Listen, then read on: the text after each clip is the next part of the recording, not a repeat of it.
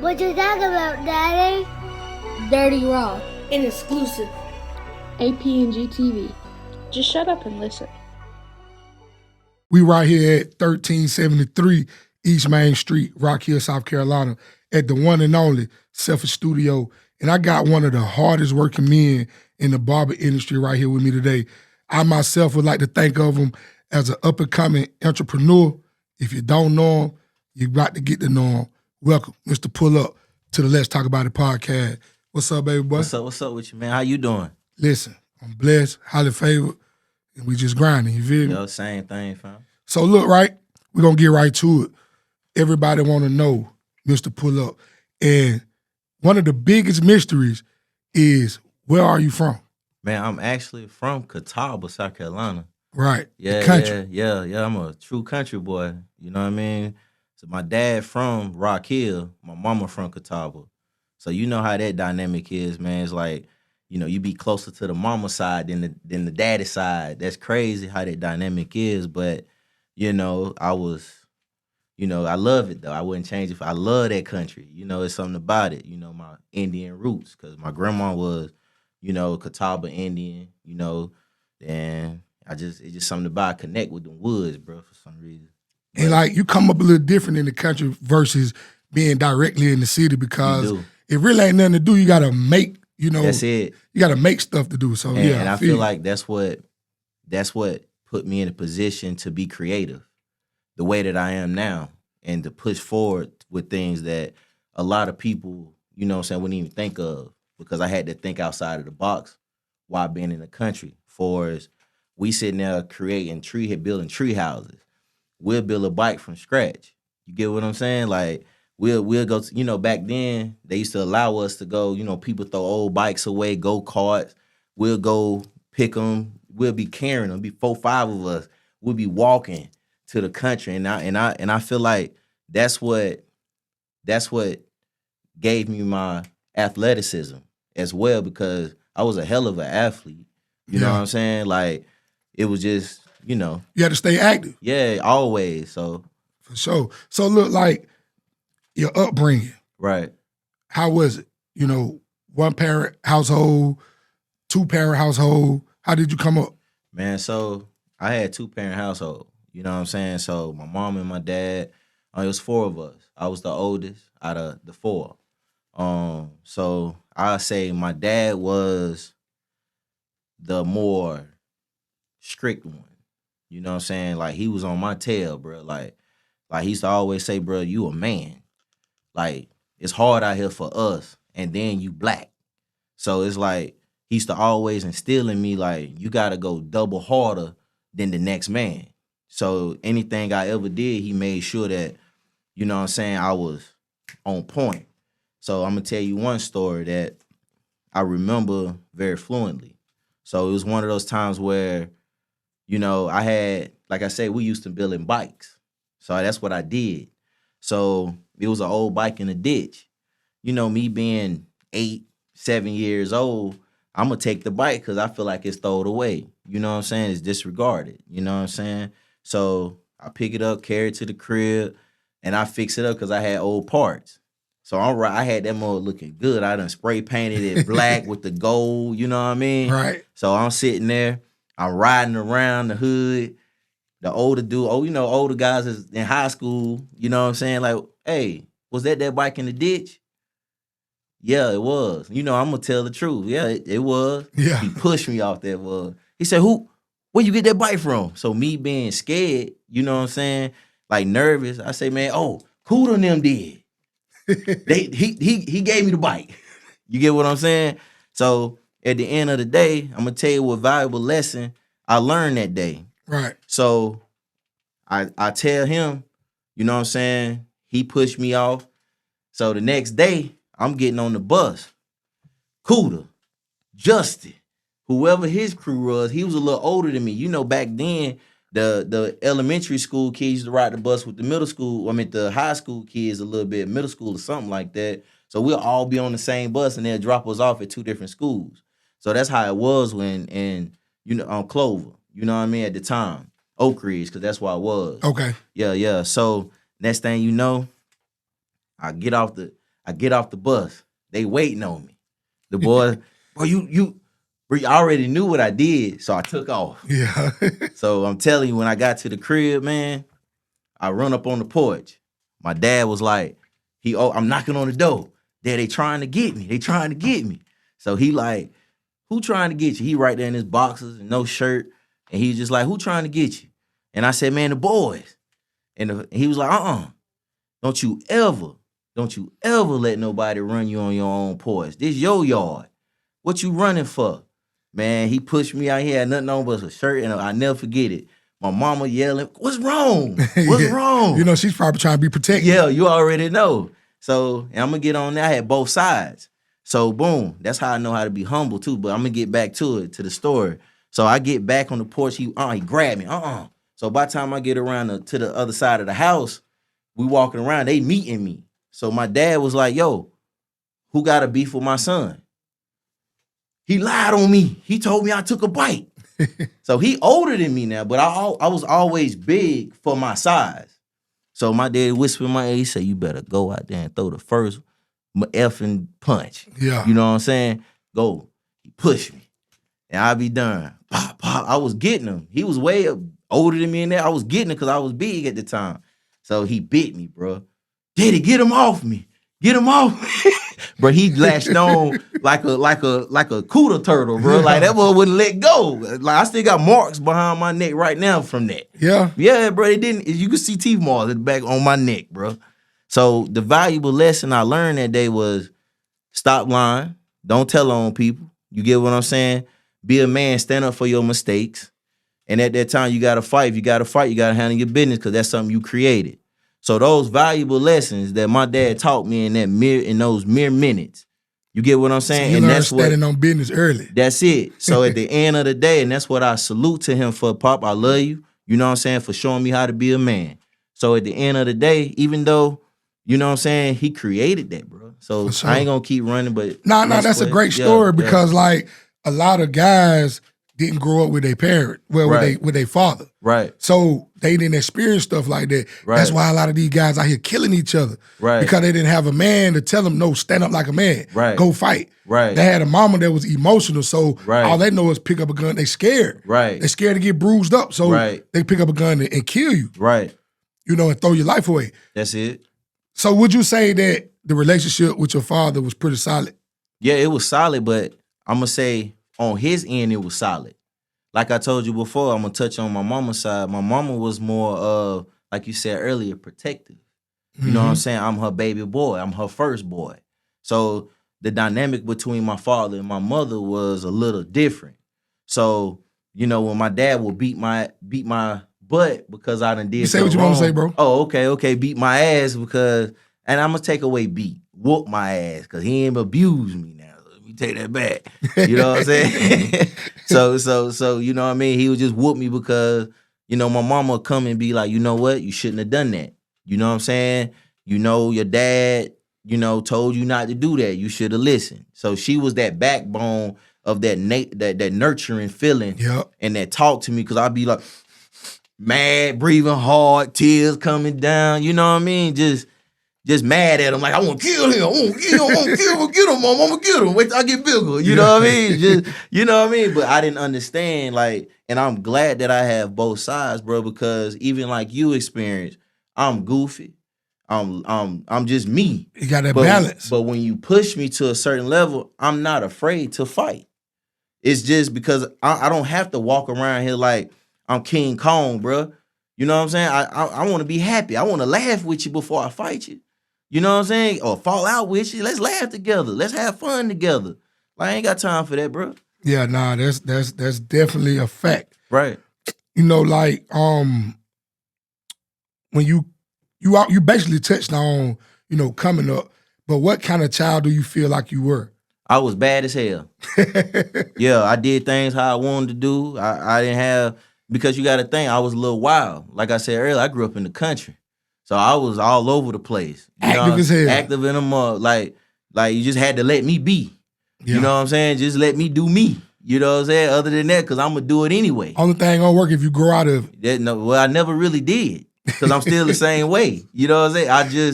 I just maneuver different. You know what I'm saying? Because I'm gonna be honest with you, bro. Like when you reach a certain age in your life, like I say about 8, 9, you pretty much the mentality that you have, you're gonna grow a little bit if you want to. You get what I'm saying? And that's why they got the prisons built, because a lot of people don't even know how to get out that mindset. That's why they fail so many times before they get it right. And I'm proud of them for getting it right, but I'm just talking about the dynamic of that's true. That perspective. That's true. And You know? and prison really kind of like teach you structure. Right. But you got any children? Yeah, I do. Yeah, I got How many kids you got? I got 4. 1 passed, 3 living. Okay, so you had a child that passed? Yes. As long as I've been knowing you, I never knew that. I didn't really talk about it, but you know what I'm saying? Because it's one of those feelings, bro, like when you see you fighting for their life. You know what I'm saying? And it's just one of the parts, like, I'm happy, and I'm at a place now where I can talk about it. But, just seeing your little man, you know what I'm saying? Like, yo, just there in them tubes in him, you know what I mean? I'm clipping his toenails. Come on, son. I'm talking to him in his ear, bro. Like, son, you me, boy. Fight. Condolences, You know what I'm man. saying? So that's just, it's just one of those times, fam, where I was just like, I was devastated, bro. Yeah, bro, I'm sorry for your loss, because, like, Appreciate it. I know that got to be hard. It was. Because the way I love my kids, I just can't imagine. Right. Man, I didn't know that. Yeah.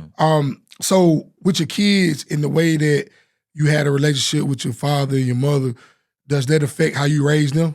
To a certain extent. And I do agree, because that's all I know. You know what I'm saying? Like, whatever teaching my dad taught me, you know what I'm saying? That's his foundation he laid for me. Yeah. But certain things you got to realize is cracks in it. And you got to learn how to fill them up, but with your own way. You got different dirts that you can fill that crack up with. You know what I'm saying? But you got to put your own dirt in it. Because at the end of the day, you got to realize some of that teaching, it was good because I wouldn't be who I am, but some of that teaching wasn't even necessary. The way that you handle it. You know what I'm saying? So now I had to look at how my pop was handled, or how I was handled, and like, I'm gonna do this better. But what I learned going through life is that a lot of kids, bro, like when you a kid yourself, you try to implicate that, but you got to understand that individual not even, that y'all not the same. You get what I'm saying?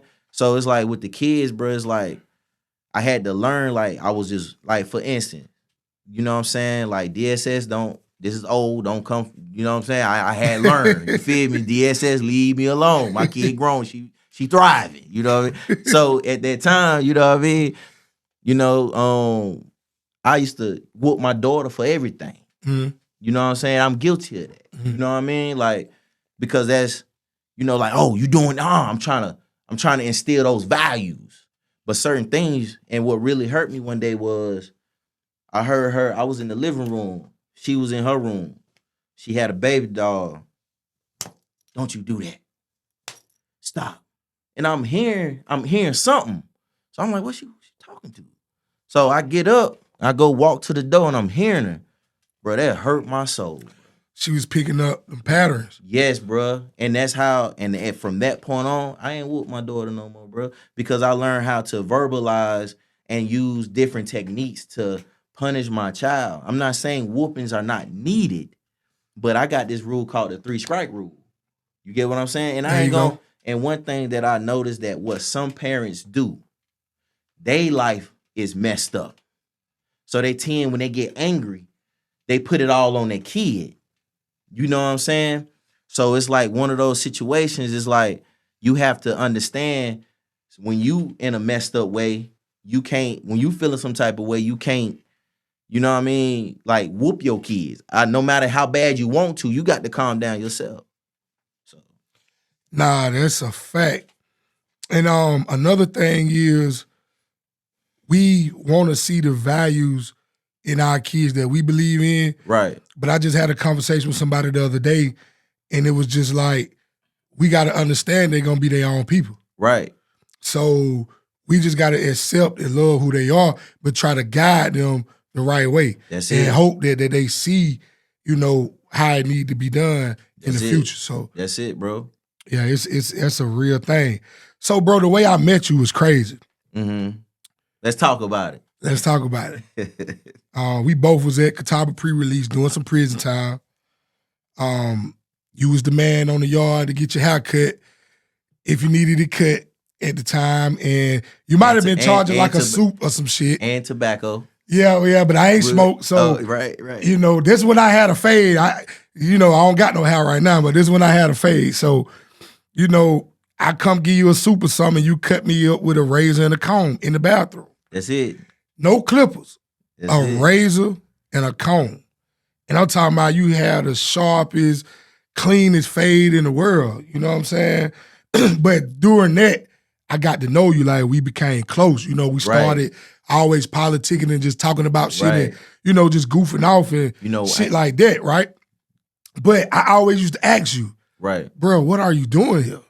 Because just from knowing you, you didn't seem like the type of person that should be in a place like this. Right. Talk about what landed you in that type of situation. Okay, so it was this time where, like I said, I'm from Catawba, right? So when you grow up around certain individuals, you know what I'm saying? My dad used to always want better. You know what I'm saying? That's where my drive come from. And my mom, you know what I'm saying? They always wanted better for us. So it's like that's what I adapted to. So my dad used to take me we moved to Rock Hill, then we moved to Virginia. So I always felt like I was missing something. You get what I'm saying? So I always wanted to go back. Like when we would go visit my mom and dad, my grandmom and my grandfather, we would stop by their house. But the people my cousins I grew up with, we all grew up on the same script. Right. So I asked my mom and dad, hey, can I go holler at Vars and Tonsi and Buddhas and, James, you want to be with your people. So, I ain't seen them in a while. So I knew I had to ask, you know what I'm saying? And that's one thing that I'm proud of because he taught me how to speak up. Speak up when you want something. Talk to me. That's right. You know what I'm saying? Don't be hesitant. Talk to me, boy. Let me know. Yeah. You know what I'm saying? So by me doing that, now that I understand my father, he allowed because I was showing that I was growing and I'm listening to what he telling me. So boom, he'll say, yeah, we'll ride over there. So I get out the car. We'll have bags and stuff because I lived in Virginia. Yeah. I always been the giving type. You know what I'm saying? Like, right. I love them boys. You get what I'm saying? At the time, like, I love them. Like, I still love them, but, I ain't seen them. So every time, hey, man, I knew my cousin loved Tupac. I had a Tupac shirt. You remember back in the day when Tupac had the poems on the shirt over his face? Sir, yeah. And that was $100 shirt I had. I say, cuz, you can have it. Hey, cuz, you can have these jeans. Cuz, you can have these shoes. You know what I'm saying? So I always, because I wanted them to have, like, I miss y'all. Like, bruh, you know what I'm saying? Y'all my people. Y'all all I know. So at that time, bruh, you know what I'm saying? I was in Virginia, bruh. I was, like, I was different. Like you told me. I wouldn't say wow. I just moved different. Yeah. You know what I'm saying? Like, teachers, and I'd be up there talking to the teachers. Hey, what's the next homework? What's the homework? What's tomorrow? And they'd be like, why you ask me that? Because I just want to know so I can knock it out. So I won't have to do it the next day. He was enthusiastic. Right. So it was different for the teachers to have somebody like that. You know what I'm saying? So I was just different, bro. So I always got in trouble because I didn't abide by rules. Okay. You get what I'm saying? You didn't do good with authority. No, because if I seen something in my mind that works, I'm going to do it. Mm-hmm. If it's better or what. You know what I'm saying? So, you know what I mean? Like, at the time, one of my, teachers used to have answer books. Right. And, you're a kid, bro.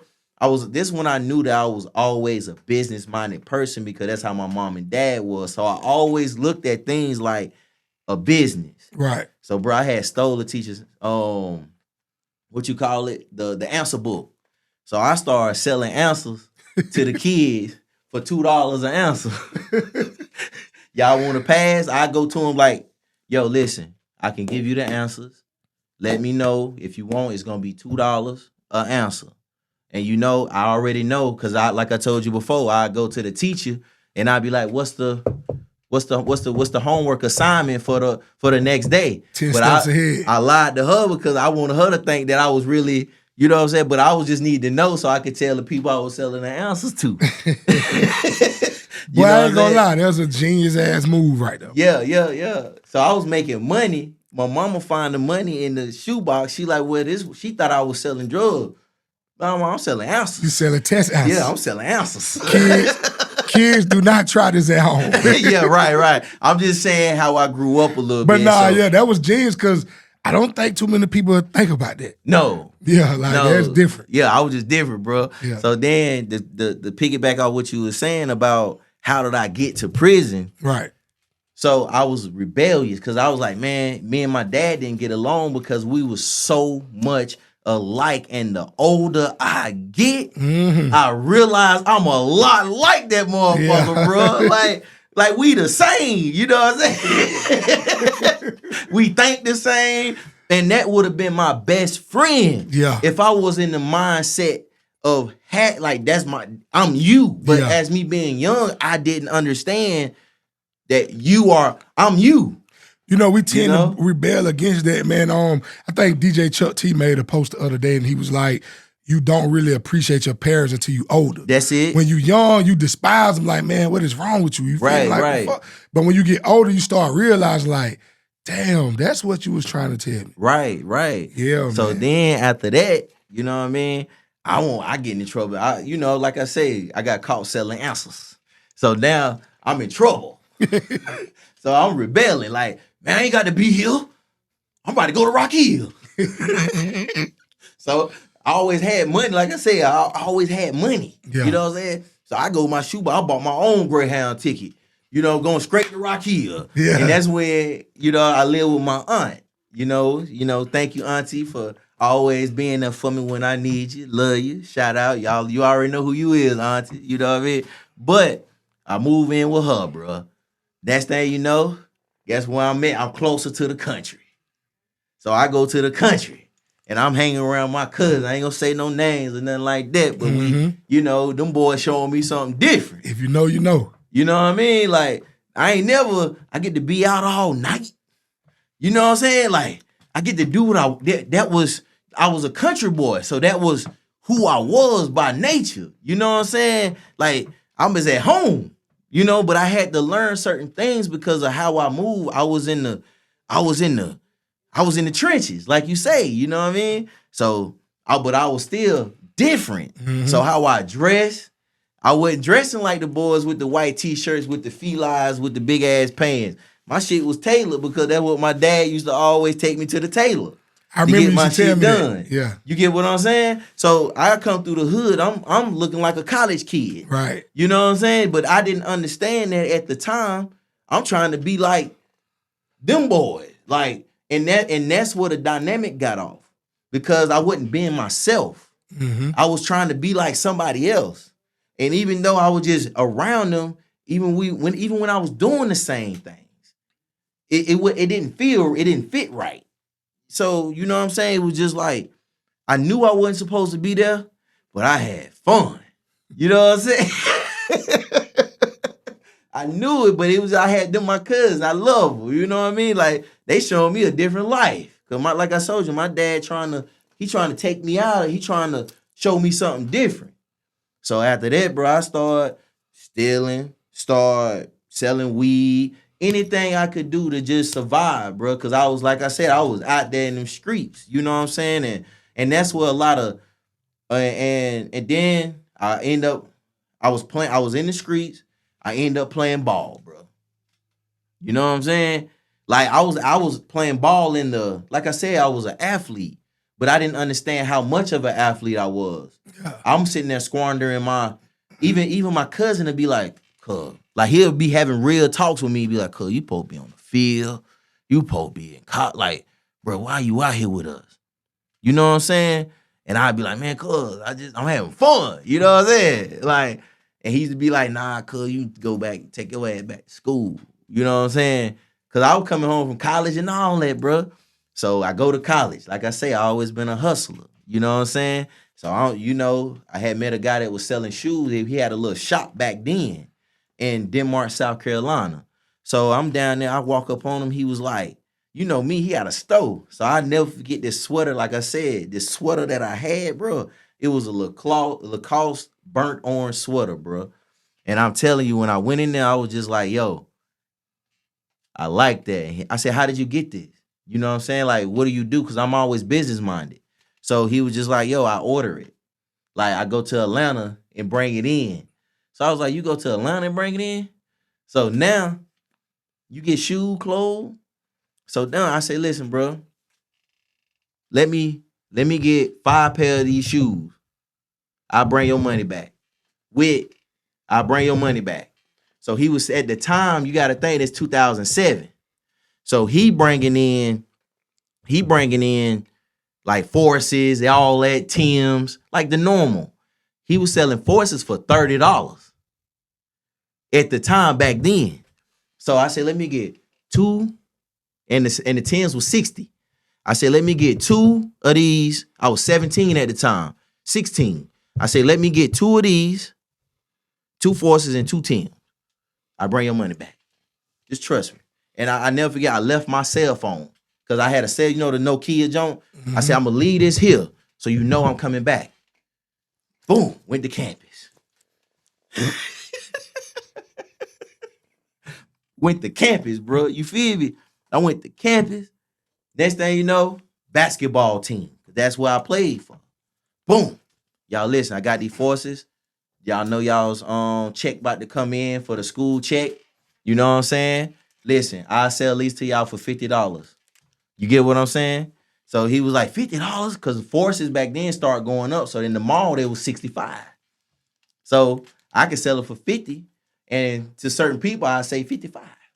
You know what I'm saying? So boom, school check came. They sold me out. They say, yo, you can get some more? Next thing you know, I'm the plug for the shoes on campus. So next thing you know, I go back to bro. I broke him off, whatever. You know what I'm saying? So I made $20 off each shoe. Mm-hmm. You get what I'm saying? And 60, I pushed it up 75. So $40 off 4 shoes. So you do the math. So now he trusted me, bro. So next thing you know, campus, I'm the shoe plug. I went to a club, bro, to cut it short. Having fun, had a little money in my pocket. I met my dude. I was in the club, bro. And dudes always used to try to like mess with me, bro, for some reason. You get what I'm saying? Like, I don't know if they thought I was I don't know. You was different. I was just different, bro. So they was like, what the fuck? Like, I was just happy-go-lucky. You know what I'm saying? Like, that's how I'm talking to everybody. Like, yo, what's up? You know what I'm saying? So I almost got into a fight. So I go outside and I said, I had a gun pulled out on me. So bro was like, what? Because I was, like I said, I was bigger. You know what I'm saying? More pull guns on me. You know what I mean? Like I'm like, bro. So I didn't know the dude was in the car. So I said, listen, bro. I'm in college, bro. Playing sports. I ain't got no quarrel with you, bro. I said, I'm just in the club trying to take something home to get my little rocks off. I'm talking to him like this. I said, man, whatever I did to you, bro, my bad, bro. Let's not end our lives like this, bro. Don't end my life over something that I don't even know what it is. He listed it to me. So then that's when I learned I got the gift of gab. Because he was like, the other boys around him was like, man, bro, let bro live, bro. Right. So I didn't know. The owner just wanted to see what was gonna go down. And that was weird to me, bro, because as I got older, I'm like, why you supposed to stop that? But come to find out, he knew the boys. So he was testing me the whole time. And I didn't realize it. So he walked up to me, and this is how he approached me. He say, bruh, never seen nobody handle their stuff like you did just now. What's your name? Next thing you know, I didn't know I was talking to the plug. You know what I mean? So I told him my name. He said, come ride with me. So I'm like, shit. He gave me something. That was the first time I ever smoked perp. I was high as hell. You know what I'm saying? So he was just like, bruh, that's perp. I can give you a pound of that. I ain't know nothing about selling weed. Not a damn thing. You know? For real. But here go the opportunity. Right. So in my mind, I'm like, I'm selling shoes. It can't be too different. It's the same. He give me this price, I do this and I do that. I mark it up just like a business. So I said, I bet. He said, yeah. I said, how much do you want? For some reason, I said, how much do you want back? You know, back then, pound, you know, can I talk about this? Yeah. Oh, pounds were number Let's like, talk about it. Yeah, pound was number like 500, 600 back then. Yeah. You know what I'm saying? A half was 45, an ounce was 50, you know, 55. Yeah. 60, whoever it was, you know what I mean? So a QP was 250. Right. You know what I mean? So I'm sitting there on campus. I'm booming. So I learned you make more money when you break it down. Yep. You know what I'm saying? So dude told me off a pound, bring him back 300. Listen, break down the smoke sacks. Bruh. Going crazy. $5 and $10. Yes, sir.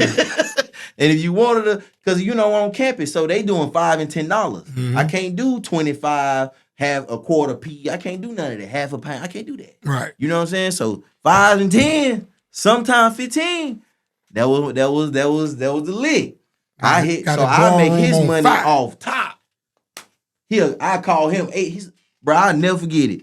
He gave me that. It was gone within 2 hours.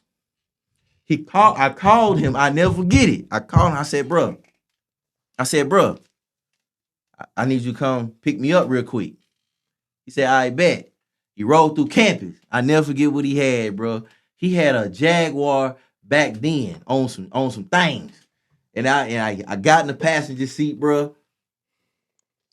I said, hey man, here go your 300. He said, you giving it to me already? I said, I want to go ahead and get you out the way. You know what I mean? Like, I want to get you out the way. The rest of it is mine. So I don't even have to worry about it. He was like, I bet, respect. So I get out the car, bro. Campus was lit, boy. Next thing you know, I went and bought me a Crown Vic. Lit, I ain't know. I just went, it was an old dude around the corner from where we live. He had it just sitting up under the carport. Yeah. So I go up to him, I knocked on the door. Hey, sir, how you doing? I always keep my hands in the front so nobody will think I'm a threat. Knocking on your door. Hey, how you doing? You know what I'm saying? My name's Jadario. He was like, what you need? I said, I noticed you have a car that's sitting out and walked past it a couple times on my way to school. I go to Denmark over here. So if, I just was inquiring about the car because it hasn't moved or anything. So I was wondering if it was for sale. He said, I didn't think about it. How much would you offer? I said, right now, sir, like I told you, I'm in school right now. So I'm on a budget right now. I'm living off my parents right now. But the whole time, I got about 5 racks. You know what I'm saying? So I'm talking to him, you know what I mean? Boom, boom, boom. He was like, oh, okay. I said, do you mind? You know what I'm saying? I know I disturbed you, but do you mind if I go take a look at it? You know what I'm saying? Check it out. So he was like, yeah. So I went over there, bro, checked it out. Bought the whip. I said, did crank up? He said, yeah. He got a car, crunk it up. That mother had like 120,000 miles on it. I said, yeah, I want it. He said, all right. I said, well, hold on. He said, how much he gonna give me? I said, right now, like I told you, I can only afford $1,000. He said, okay, that's fine. Bought that car for $1,000, bro. Now I'm the man. I'm 16, turned 17 with a car. Now I'm putting it in the car. It's like, you know what I'm saying? Just being dumb.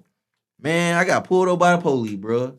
So that's how it was. Then I got into the credit card type thing. You know what I'm saying? Because I buy credit cards from crackheads. Right. You know, yo, the crackhead come, I got the credit card. So they stole it. Me being young, I'm balling out. You just swiping. I'm swiping. I'm going up to the mall. I'm buying whoever needed shoes, I'm buying them shoes. You know what I'm saying? Because I know campus was hard, so I was just showing love to everybody. Right. Man, next thing you know, bro, got caught. They gave me probation, but I ain't think it was serious like that, bro. So I'm still doing the same thing. Bro, they came and got me on my dorm, bro. You know what I mean? So. And That's how I end up. So how much time did you initially catch? I did 5 years. They gave me 5. So I'm gonna tell you that story, bro. So I didn't know, like I said, I ain't never been to prison, bro. So I'm in D block, you know what I mean, in the county. Right. Now I'm playing chess, working out, you know what I mean? So I'm just thinking that's the norm. These dudes walked around with the guilty plea. You know, they walk in. I say, man, you know, because that's the teaching that my pop, own up to your shit. I'm guilty. Sign my goddamn life away. All because Oh shit. I wasn't old enough to defer, To understand. understand that, no, I don't need to sign that shit because I'm saying that I'm guilty. You know what I'm saying? And that's gonna hold on to me. So they gonna sentence my ass now. You know what I mean? So that's that, you know, I'm quick. They get me up out of there. I'm like, in a week, I get called to the thing, into the court. I say, I'm thinking about to go home. You know what I'm saying? You know, the what you call them people? The public defender. Yeah. Came in there with paperwork. You know what I mean? Yeah, you got caught with this and you got a credit card charge with transaction type stuff. I said that. He said that can range up to 15 years. Well, in my heart, I said, 15 years? Then I started calculating. I'd be 31. 32, you know what I'm saying? God dang. I said, so you say I can get 15 years for this? For weed? And just, I'm young. I'm young, sir. Like, I'm gonna be old when I get out. Because you think at 30, 32 old. Exactly. I'm like, he said, I'm gonna run this. So I didn't know what consecutive or concurrent meant at the time. So he said, oh, well, we're gonna run all these concurrent. Mm-hmm. So I was like, all right. So I'm still gonna I'm thinking I got 15 years. I'm about to get 15 years. So he go in there in front of the judge. I didn't understand terminology. Right. So the judge go, he say, yeah, 10 years, suspended to 5, non-violent. In my mind. So I'm thinking, you say, because concurrent mean Together. together. So I'm thinking, I just got 15 years.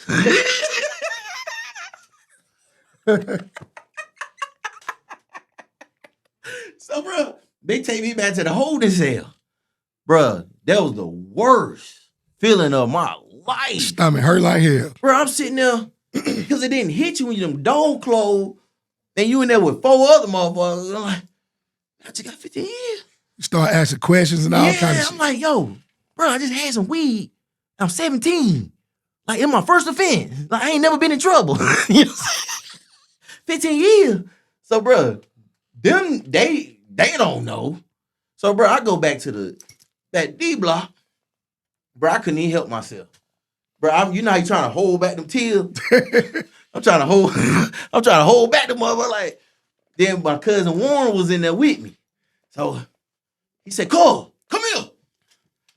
I said, Cole, He said, nigga, come here. So I went down to him. Come in the room. What's up, nigga? He knew I was, I'm trying to give you. And they gave me 15. I say 15. He said, Cole, they ain't right. You sure they gave you 15? You ain't them was some weed and some little simple credit card transaction. That ain't nothing. Your first offense. So he going in like, cause he done, Cuz done been, been in trouble a little bit. He like, no. He said, what they do? They consecutive or something? I said, no, they said concurrent. He said, what they say? They say you got 15? No, nigga, you got 5. Yeah. You gonna probably do you non-violent. I say, hey, bro, you gonna buy 2 years, 2.5 years. Yep. If you're good, if you mess up, get in a fight or something, go to the hole, you might do 3. You coming home. You gonna be about 19 when you come home, cuz. I said, word. I said, so I am 2.5 years, 3 years possibly. He said, man, I start working out. He said, cuz, what you gotta do? You gotta work out, you gotta do this, you gotta get your mind together, because you're gonna lay it down. You gotta go in bed mode. Yeah. So he said, don't stop calling them girl. The girl she gonna get fucked. Leave it alone. And she got to scratch you the fuck out. It did. He said, it was exactly what he said. He said, cuz, stop calling. Let it alone. Don't even call no more. So that's how I met you, bro. So that's what happened. Hey, look. I ain't gonna lie. Word. If you ain't never been in trouble and you don't know the difference between consecutive and concurrent, it will fuck you up. Bro. Because when I caught my time, I think I had like 10 altogether. Maybe it was something crazy, but I was concurrent too. I ended up with 4 years. Right. You know what I'm saying? And I was the same exact way. I ain't really know. I was like, what the fuck? Right. You know what I'm saying? What is this? And then when I didn't really find out until I got on the yard and talked to a caseworker and all that shit. Oh, okay. And then they broke it down like, well, you ain't gonna do but 24 months. Ooh, you know what I'm saying? But yeah, man, like, so during prison, what was like some crazy shit that you experienced? So, like you say, I always move different, bro. So I've been blessed. Yeah. You know what I'm saying? God bless me He blessed me, bro. I don't know. Thank you. You know what I mean? So, bro, I get R&E. I get transported. So I'm gonna go back before R&E. So, you know, D Block, you get to grow your hair. You taking care of yourself, brushing your teeth. Mm-hmm. You know, you got Vaseline face and shit. I'm on the bus. Motherfucker rapping on the bus. I'm thinking, okay, this good time. You know, they're like, shit, I'm in college, you know? Shit, we about to go, I'm on the bus. That's how I'm looking at it, like, we gotta go play somebody. You know what I mean? So we get to my first yard was R&E. So we get to R&E, bro. Bro, you know the line I'm watching. They about to cut off my hair. I'm like, you know, I love my hair, bro. You know, I took care of my hair. You know what I mean? If I cut my hair, ball like that, bro, they was just taking the clippers and sit in the chair. Then they'll take you, bro. So I didn't. Only thing I seen was cutting the hair off. So, bro, I get to the. I'm kind of like I said, I'm gonna do what I want to do. Yeah. So I ain't understand the system at the time. Man, y'all ain't cutting my hair off. Man, Man, I can't keep my hair. Like, y'all trying to, why y'all cutting my hair off? So I'm mad, bro. I'm like, I ain't understand. Man, hey, listen, you can go to the hole, young blood, or you can get your hair cut off. This what it is. You in prison. Is that what he said? So I'm mad, bro. He say, what you gonna do? So, like I said earlier, go back to my teaching. I fucked up. I gotta be a man about this. Boom. Cut my hair off. Cut all this off. Cut it off. Everything. Man, I'm looking like all I had was eyebrows. I thought they were gonna cut them motherfuckers off too. So I was like, no. So now you going to the thing, take a shower. So before you take a shower, you got a script. So, bro, I'm like, 50 niggas. Bro, no, it was on like, because back R&E, they was doing one at a time. Okay. Yeah, they was doing one at a time back then. I don't know how they do it now. Yeah, when I went, nigga, you line up, 50 niggas, everybody get naked. Oh, nah, it wasn't that. Mine wasn't that. I'll tell you about the experience I had later. But this one, bro, say, take clothes off.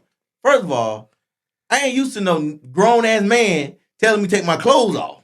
You know what I'm saying? So I'm like, yo, why you, bro, like, this how this is? Why? Like, I asked the question. I said, bro, I ain't trying to be rebellious.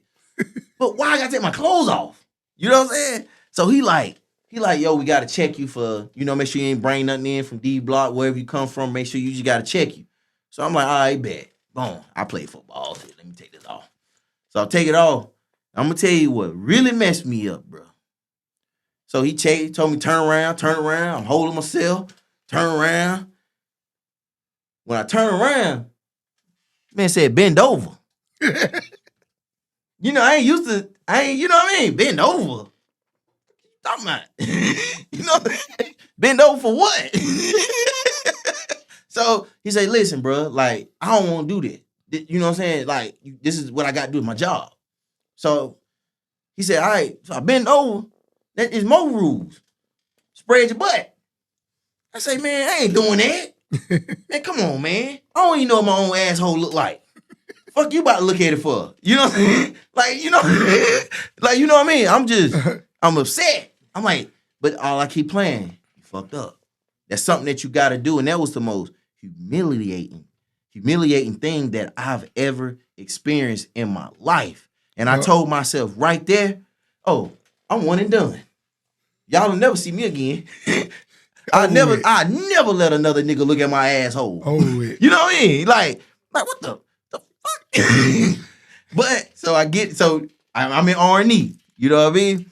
So I'm figuring out how to move. I've always been watching. You know what I'm saying?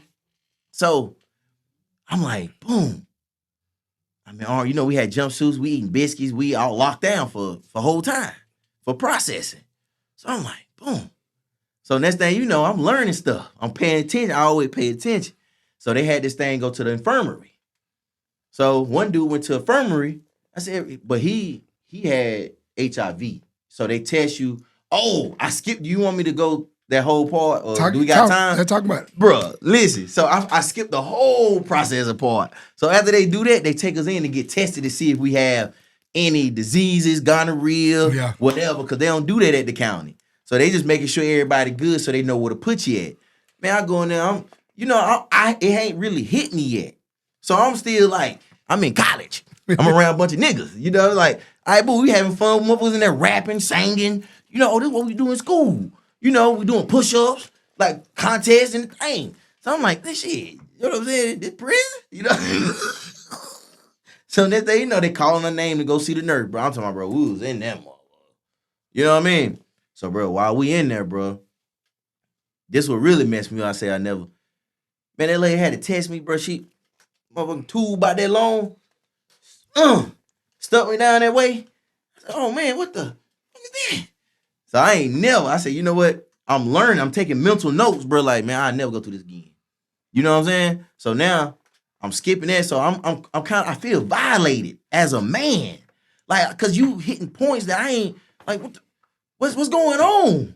I ain't never been, you know what I mean? Violated like that in my organs. You know what I mean? Like, the fuck is going on? This is what this shit is like. And you can't do nothing about it. So I'm going in there, bro.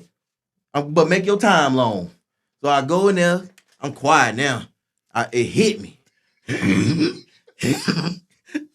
Like, this ain't right. Like, where I'm at, it's like, I'm really about to, like, what this shit is. So I'm thinking, I'm quiet now, bro, the whole time now. So now I said, I need to pay attention. It hit me. I'm going to tell you what get you too, right? You know, they give you them little calendars. Oh, yeah. But you fuck around, look at that first year and flip that calendar and got a whole nother 12 months. Man, listen. Bro, I know the feeling, bro. So next thing you know, we go to R&E. They separate us. I'm in dorm by 8. I didn't know they did it by age and all of that stuff. Yeah. So I'm over there at the lower yard.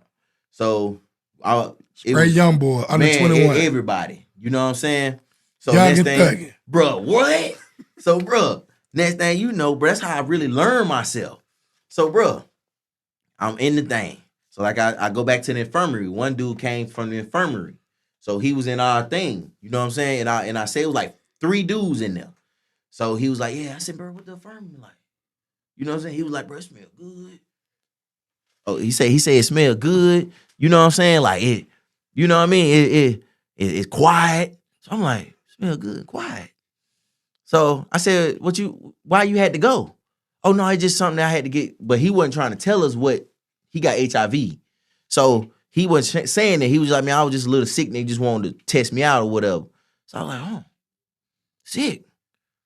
In my mind, I can pretend like I'm sick. Go to the infirmary. I ready to get the fuck away from y'all. You know, I'm in three niggas.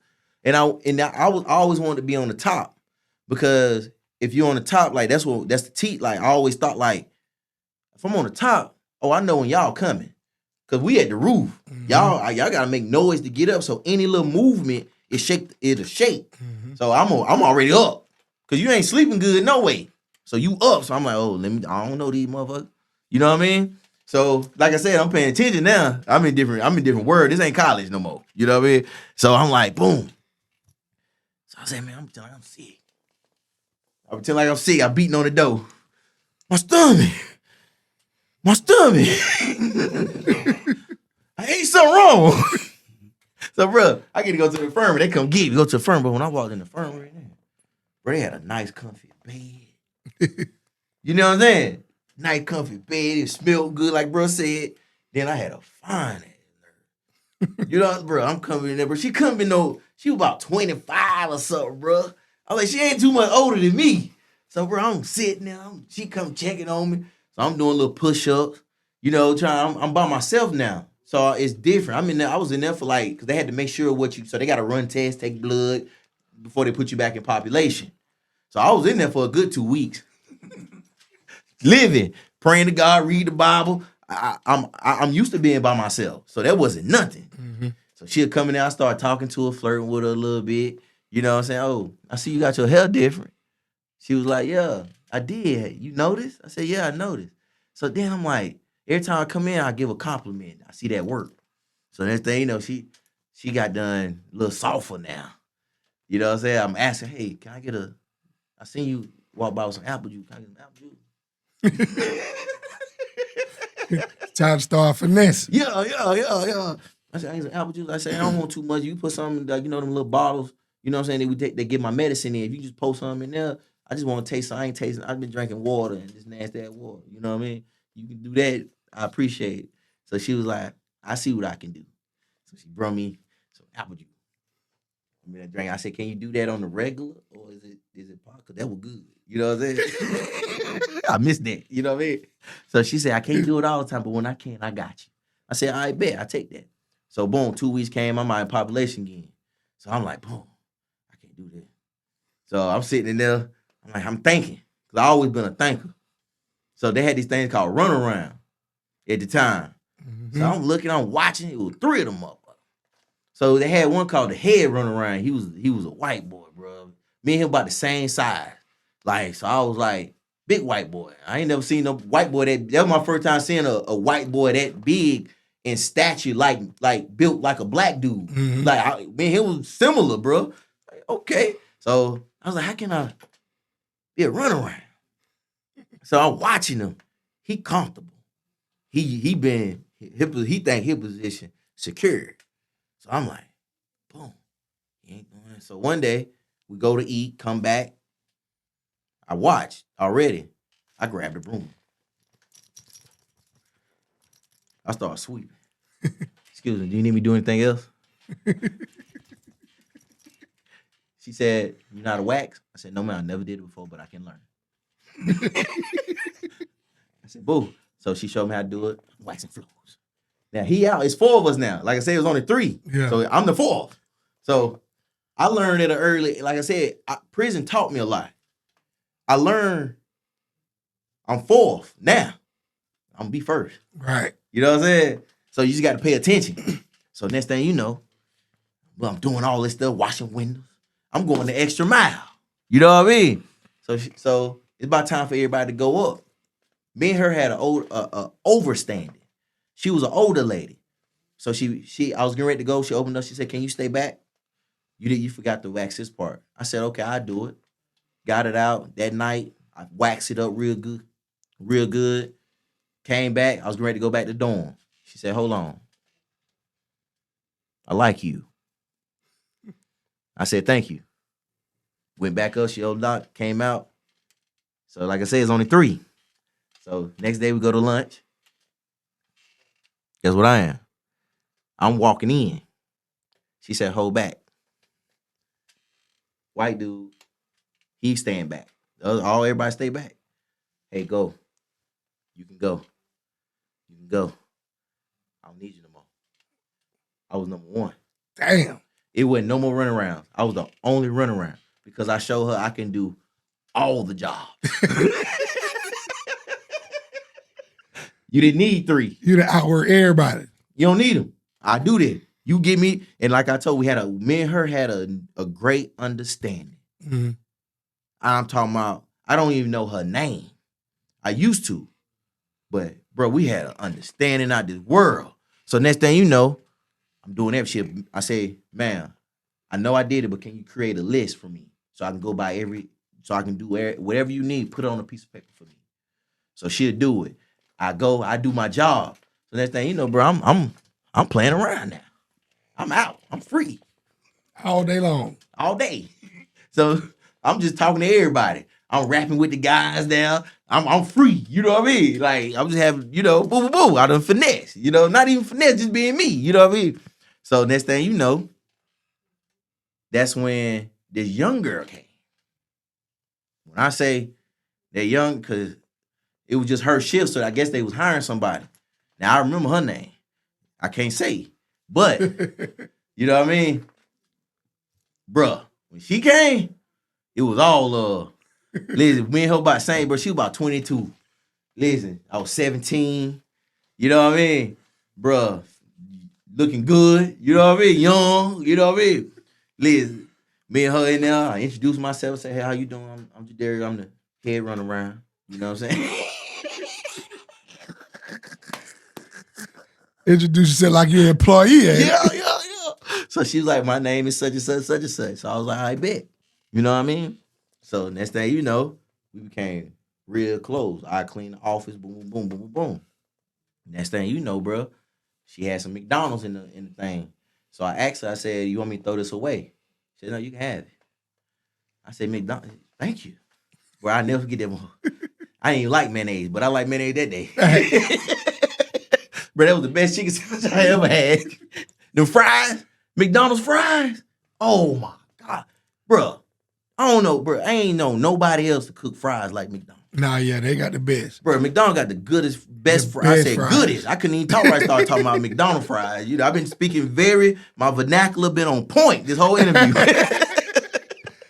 But and to get them when you just left the county, bro, and get the R&E, what? Man, shit. Bro, so I'm eating good. So next thing you know, she done cook. She said she done cook spaghetti. So she just leave stuff in there. And she'll go do her rounds. So I been in my eating fast as hell. Spaghetti. She started cooking me chicken, pinto beans, cornbread. Bro, I was eating good when I was back there. Then I say, listen, now my people was back there. So I say, can you fry some chicken wings? Chicken wings, flats. I don't like flats. Can you give me some drums? She fried, bro. I'm talking about big bag. So, bro, I'm in the office. I said, can you leave some tissue in the like some paper towels, bro? She had a bowl like the man. Listen, she had that bowl, bro. I wrapped all of them individually. Put whatever I could feel in that thing. I'm gonna run around. So I go back and forth. I hand it through the gate to my homie. He'll go. You know what I'm saying? Put the chicken wings in there. So next thing you know, my people's in there. So I'm giving him chicken wings. So I'm showing love now. Facts. You You know what I'm saying? Because you can give everybody one a piece. Now, y'all, I can't do too much, but here y'all go. I've been eating good. I can break some bread, get some chicken wings. Mm-hmm. So next thing you know, I can't say who he is, but man, my cousin, he get mad. You showing all these niggas love. I'm hungry. Fuck them niggas. Man, fuck them, give me some chicken. You know what I'm saying? I'm like, I can't do that. Like, everybody doing the same thing, bro. We here together. So I always, like you said, I always been different. I always been different, bro. You feel me? So I always show love. So, bro, next thing you know, bro. I ain't said her name, right? I ain't say that, right? Okay, No. so I can say what I'm about to say to you. So, bro, so one day she left something in the microwave. So I was in there, but I thought she couldn't see it. But she stayed in there, so I was confused a little bit. So she say, go ahead, you can go ahead and eat. She said, how your day going? I said, it's going all right. You know what I'm saying? I miss my family and all that type of stuff. She said, yeah, how long you got? So she started talking to me. So next thing you know, I can talk, right? Yeah, let's talk okay. about it. All right, bet. So like I can be like vulgar. Or, Yeah, let's talk about okay, it. all right, bet. So next thing you know, bro, she was like, pull it out.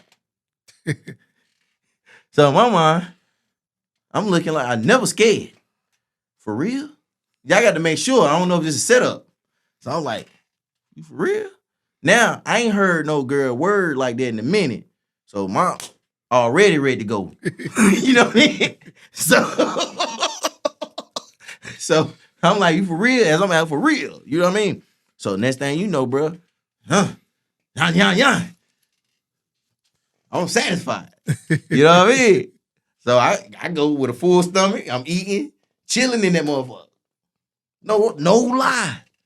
So, bro, I'm in R&E getting pussy. So she let you hit? Yeah, no, I'm getting to that. That was the boom, boom, boom. So Yeah. gradually. So next thing you know, I'm getting the mop closet. I'm just gonna skip through all that. I'm mopping, I had to put the thing up, but the mop closet was big, bro. It was Right. like long. It was just long and wide. You know what I mean? So I put it in, and she said, it's about to do shift change. You got 10 minutes. 10 minutes? Yeah, yeah, yeah.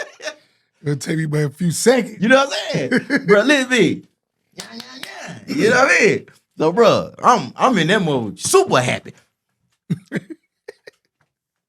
I'm mopping floors, you know what I'm saying? I'm chilling with everybody, talking to everybody. I was just different. Next thing you know, it's time to get shipped. I go to MacDougal first, you know, because that's a load. That's like not too much violent, I y'all. think it's like a level 2 or something. Yeah. So, boom. Man, I'm treating that like high school. Like, it was sweet. You know what I'm saying? All you do is land. So you running. Bro, that was the best shape I ever been in my motherfucking life. I was playing basketball, football, horseshoes, working out, badminton. I was everything. You know what I'm saying? Like, the only thing we did was football. Fact. Yeah, bro, we did everything. Raced each other. Bro, it was like we had this goddamn Olympic. We had cell phones back then. Bro, listen to me. Like on that yard, bro, we would have. Yeah. Bro, we would have been viral too. You know? So next thing you know, I'm working in the so that's when I was telling you earlier about how when I'm locked up, I didn't, like I said, I was treating it like high school, college. So it got real one time. So, like I said, I come from both parents, bro. So they put, I never forget, they put like $1,500 on my books. You get what I'm saying? So I'm that dude coming through with the TV, Walkman, 2 pair of Converse, grocery, Got the whole setup. everything. You know what I'm saying? So I'm spending. So I didn't understand. So like I said, I'm treating it like I'm in my dorm. You know, I got the little hot plate, the coffee maker. Mm-hmm. You know what I mean? So I'm got everything, high tech shit in prison. You know what I mean? So next thing you know, I go play basketball. I come back, my shit gone, bro. I'm talking about every snack, every pair of shoe, everything I ever ordered was gone. So, bro, next thing you know, bro, my roommate at the time was like, listen, he was an older guy. I think he was about 40, 50 or something like that. I said, listen, I ain't had nothing to do with that. But you need to get your man. He said, you ain't had nothing to do with that. But you need to get I ain't had nothing to do with that, but you need to get your man. You know what I mean? So I was like, get my man. You know what I'm saying? Because, you know, bro, we really didn't fight I didn't fight like that back then. Right. You get what I'm saying? It was like, get your man is a different terminology. So I wasn't slow. So when he said, get your man, I'm like, oh, that mean I got to get him. Mm-hmm. So he was just like, yeah. So I wore a size 13, bro. 14 at the time. It was 13 at the time. So, bro, next thing you know, I'm just watching. Like I said, I always pay attention. So at Converse, bro, you tie them, they're going to curl up in the front if your feet not there.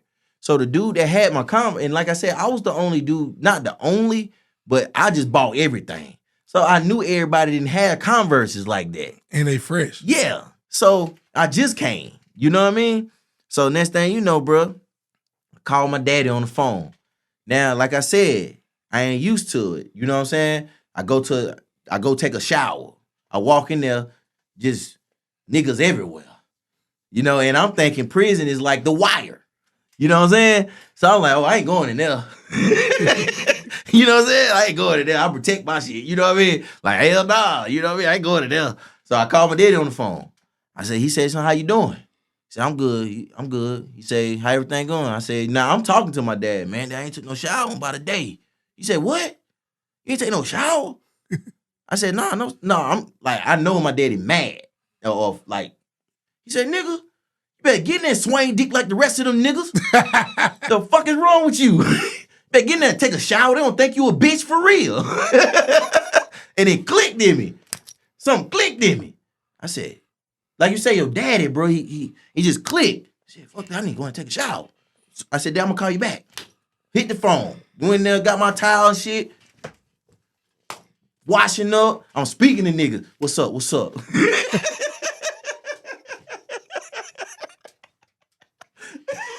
So I'm in there screwed up. You know what I mean? Get my shit together. So as I'm coming out the shower, bro, I see a dude with the Chuck Taylors and curled the hell up like somebody lip. You know what I mean? Like, I say, that dude, that's my shoe. So boom. So I'm watching. I know who he is. So I just walk back to get dressed, lotion up, boom, boom, boom. So I watched him for a little bit, bro. Like, I knew I didn't want to get in trouble because I want to go. Before I make a move on anything, I think. So it's like, all right, I don't want to get in trouble. You know what I mean? So how can I do this? So I'm watching him. Say, all right, his routine, he go to the TV room. All right, he go work out. All right, he go to the bathroom. He got it was like almost like clockwork. So I had to time it right. So every night he'd get up. You know, I had a little watch. You can order off Canteen. So boom, I time him. Oh, so around 10, 11 o'clock, he goes to the bathroom. That's how his bladder work. You know what I'm saying? No, I'm being truthful with you. So I'm like, all right, bet. So I'm just watching, bro. So next thing you know, I said, tonight is the night. Boom. You know what I mean? So I didn't understand why he had my shoes on going to the bathroom. Like, bro, it's nighttime. So that let me know right there he didn't have nothing. He didn't want to walk on the barefoot. He ain't had no sandals or nothing. So I was like, all right, bet. And I started to feel bad. Like, nah, he can have them. Then I heard what bruh said, you got to get your man. So I'm like, shit, bet. So they're going to think I heard my daddy. They're going to think you a bitch. You know what I'm saying? So next thing you know, I'm up. I'm looking. He went to the bathroom. So as I'm walking, you know, the CEO at the top. So they watching us, you know what I'm saying? But it's it's like a tower. Mm-hmm. So if you walk in an L shape, they can't see you. So how my thing was, it was open dorm. So how it was, I can walk this way, they couldn't see me. And I'll go to the bathroom. Right. So he was in the bathroom. Before I got to the door, I waited till I heard the piss hit the toilet. He started pissing. Next thing you know, I walk in. Now hearing the thing, piss going everywhere. I'm choking the hell out of this motherfucker. Just getting him, bro. You feel me? And he don't even know who it was. He had an idea. You know what I'm saying? But we in prison. So it could have been anybody. So that's what I thought. He don't know that's me. If I move like this on the tower in that L shape, the guard don't even see me. Mm-hmm. So next thing you know, boom, take my shoes. He passed out. Take my shoes off. Boom, boom, boom. Went the same L shape back. Had my shoes. That was the only thing I recovered because I had to. I didn't care about all the other stuff. So you didn't get your TV or none of that? I didn't care because I showed you. You know what I'm saying? Yeah. So he knew when he seen me with my shoes, it was me. But he couldn't do nothing about it. So now that's when old head was like, you did that, big? Because he didn't. I told him what I'm telling you. He said, you did that, bro? I said, yeah. He said, bro, where you from? I said, I'm from Catawba. I grew up in the country. I grew up in a little city. He was like, I got a name for you, Big Country. That's how I got the name Big Country. Yeah. You know what I'm saying? I was going to ask you that. Yeah. So he said, yeah, everybody got a nick. Now you Big Country. He said, I liked it. You know what I'm saying? So next thing you know, bro, that's, you know, so then I start working in Canteen. Then I'm just going to cut it short. I started hitting the Canteen girl. So all my bid, I always got vagina. So you just fucking the whole bid? Yeah, the whole bid. Yeah. But I always tell people, though, a lot of times if you got some motion in prison, you can get you some ass. You just got to be, I don't know, bro. I don't know what I was doing, but I'm glad I was doing it. So look, right, you did your bid. Right. You maxed out. And talking about from Catawba? Yeah, I was just saying, okay. Overall, your whole bid, you maxed out. Mm-hmm. So when you got released, what did you do? Like, what was your first thing you did when you got out? Went to the probation office. I had made parole. Parole office. That's right. So I was happy as hell. You know, I made it.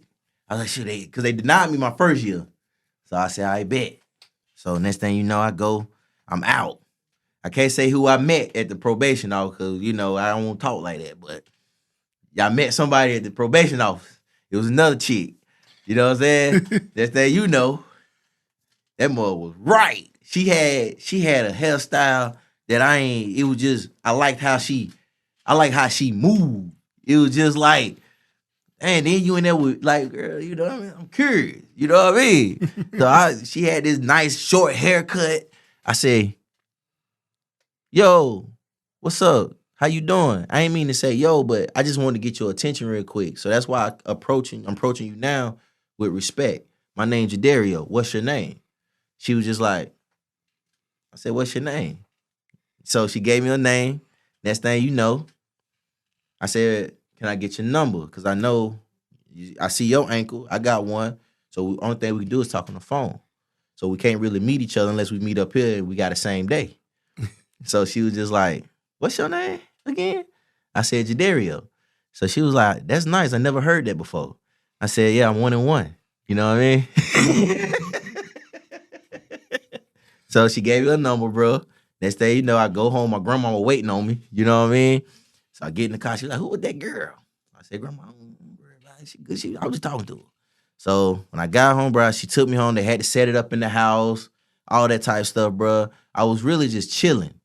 You know what I'm saying? Then one of the chicks, I don't know if you remember Catawba, because we kind of skipped through that when I said tobacco.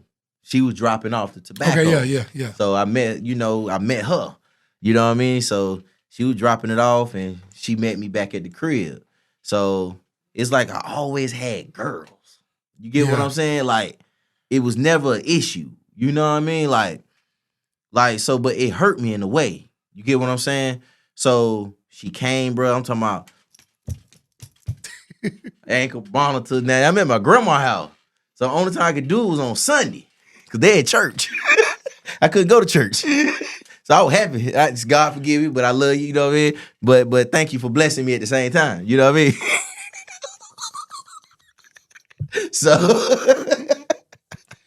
Oh, man. So bro, tear it off. You know what I mean? So my grandma and them, I don't know what happened, but they was Sunday, bro. So like I was just trying to figure life out, bro.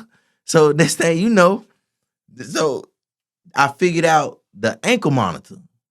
So as long as I read the back of the box, 20 feet. Mm-hmm. That means I can go outside. You know what I'm saying? So now, I never forget it. This girl I met another chick when I was looking for a job. Boom. She had this done Element. I don't know if you remember Honda Elements. Mm-hmm. So she didn't know that the seats can go back and it be an open space. So she was like, I didn't know my seats could do that. Because one day I was doing a level when I was in the car. Man, this seat can go back. You know what I'm saying? So that's that, you know, I go in the house. You know, my grandma got them quilts. Yeah. So we got them quilts. I went and got them quilts. Said, put them seats back. Laid a little bed, you know what I mean? A little pallet in the back. You know what I'm saying? I say park real close to the house. Coming outside. That Honda Element, shout out to Honda. You know what I mean? Bro, that's how I made my daughter. So next thing you know, I'm trying to figure this out, bro, because I'm broke. I like money. So I'm just trying to move, bro. I know I don't want to move like I was before on serious tip. Like, I got to move different. So what's the plan? So next thing you know, because when I was locked up, like you said, like I keep saying, the guys was like, bro, you'll be back. Oh, no, nigga. I ain't like y'all. I ain't. I had options. I chose this. I was being stupid. Right. I can change my life. I don't know the fuck you talking about. Fuck you talking about? No, I got both parents at home. I was raised. Ain't no way I'm coming back. I ain't come back here. I ain't about to let another nigga. I don't see how y'all niggas do it. Let another nigga look at your asshole like that. Like I couldn't process. I couldn't do it. Yeah, nah, I feel you. You know what I'm saying? So next thing you know, I'm like, I can't go back to that. I gotta do something.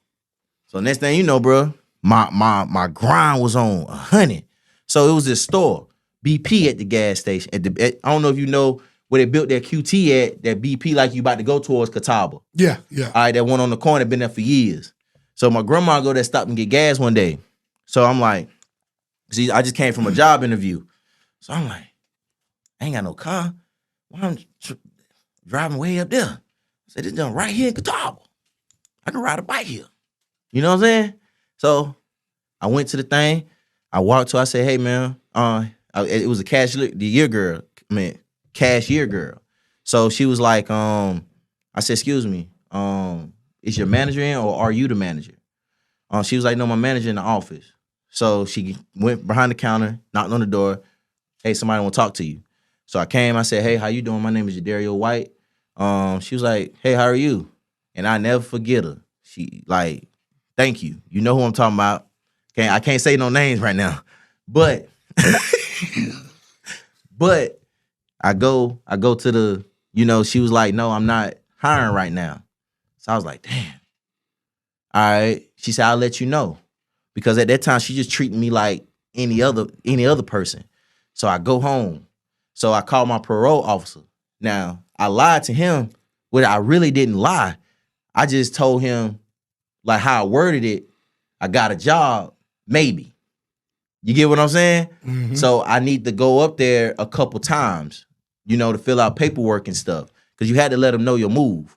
So next thing you know, I'm calling him, make sure, because I got an overseer. You know what I'm saying? So when I let him know, he said, "That's fine." So now he know where I'm going to BP. So I said, "Grandma, can you take me to BP gas station real quick?" She was like, "What for, Queez?"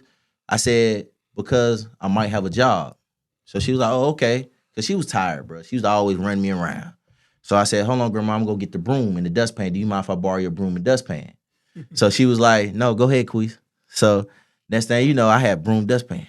So I said, "Grandma, you can drop me off. You can just go back home. I'll call you off their phone and see." So, bro, I ain't had no job or nothing. So, bro, I stayed out there.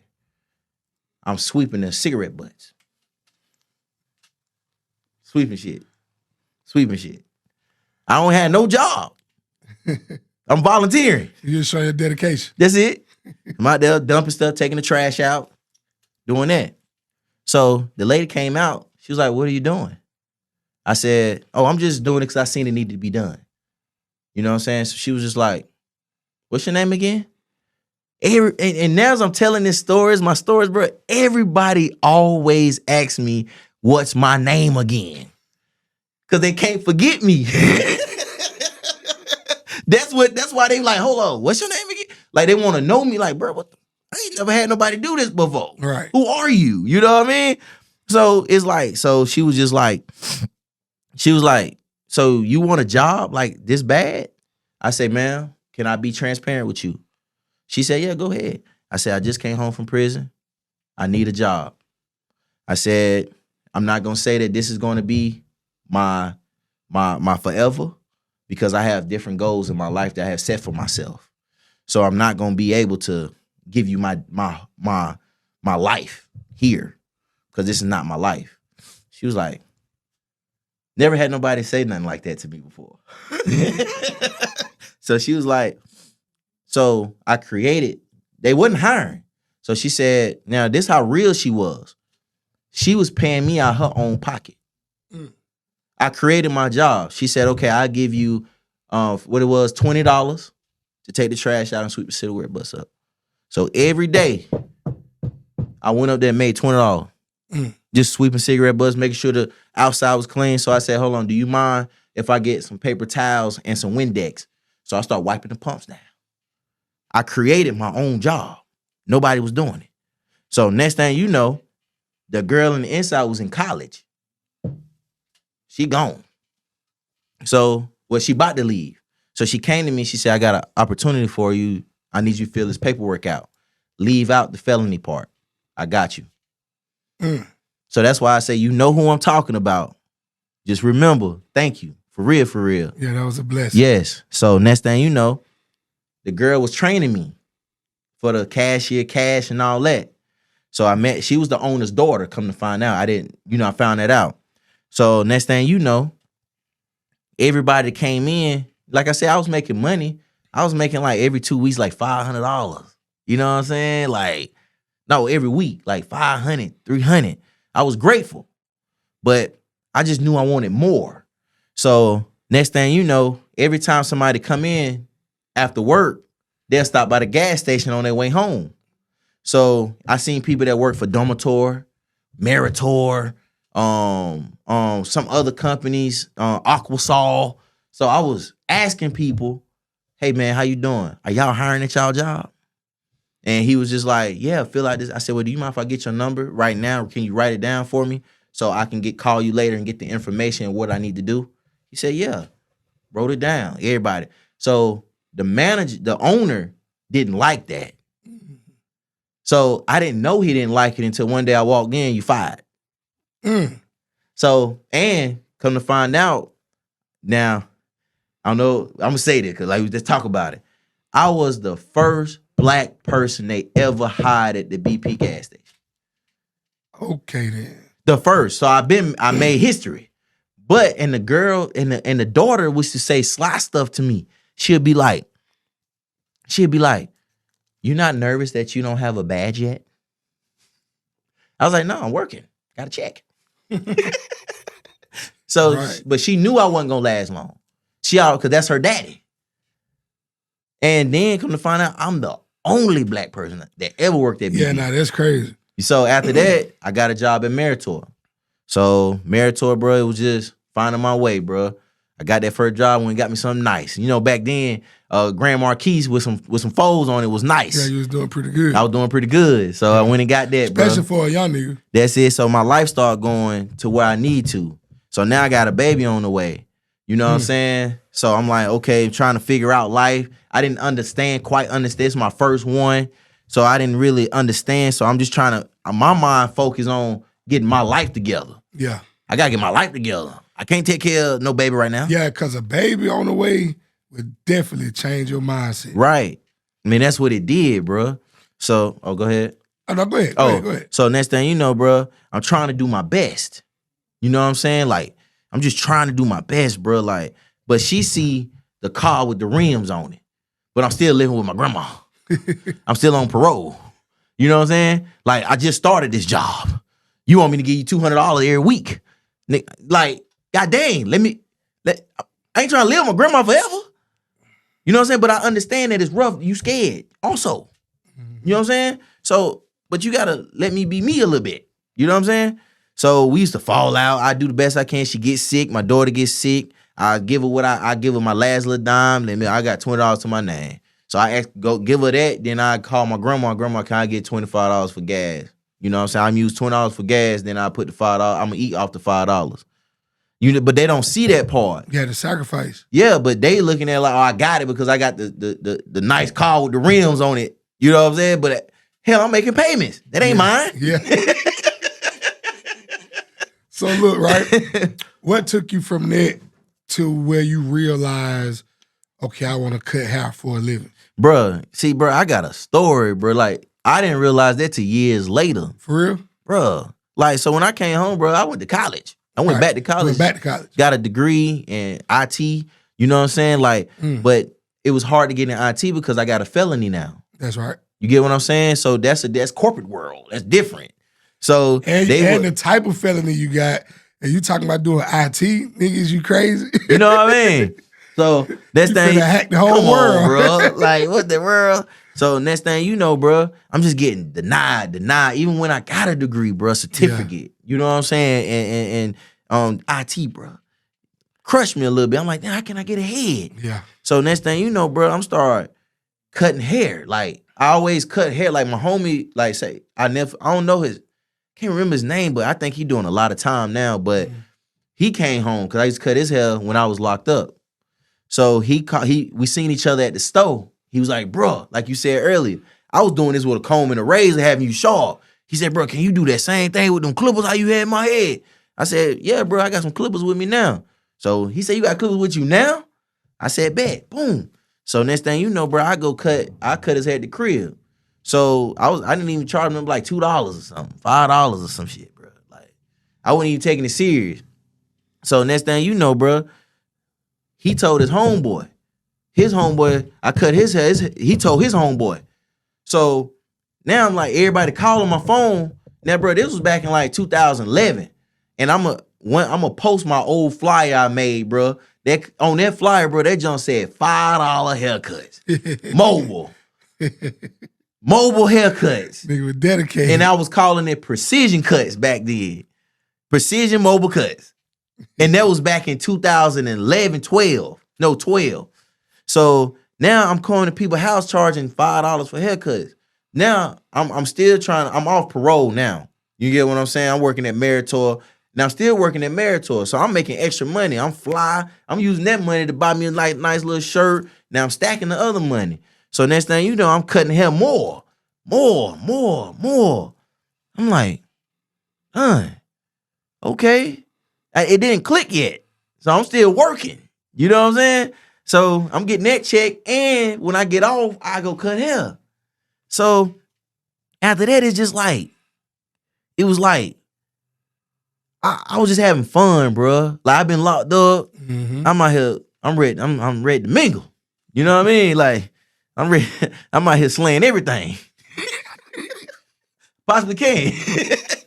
Yeah, you ugly, I ain't give a damn. Shit. All I seen when that thing opened up and I see it glistening, it's up. There's a pussy. You know what I mean? I don't give a damn what you look like. Shit, I'm going in. Boy. You know what I mean? But that was at that time. You know what I mean? Nah, for sure. Yeah, for sure. Cause bro, when you come home, people don't understand, bro. When you denied that beautiful, luxurious, like aspect of your life, Yeah. bro, you want that back. You want it more and more and more and more and more. So next thing you know, I made another baby that I didn't know about at the time. You know what I'm saying? Right. But that's a different story. But boom. So that's how I'm out now. Right. So when you get to the point of saying, I want to cut hair. okay, this is what I'm finna do. Okay, so I know I got off track a little bit. But No, you good. We talking. Right. It's a conversation. I love it. That's it. So next thing you know, bro, I was talking to the girl at Meritor. So one of the girls got mad because I was talking to I was home. I was hitting everybody's job. You know what I'm saying? Like trying to, you know what I mean? So the girls get upset. So the girl was like, start arguing with me at the job. So that was my first strike. Mm-hmm. So next thing you know, so they used to allow us to wear headphones, like earbuds at the job.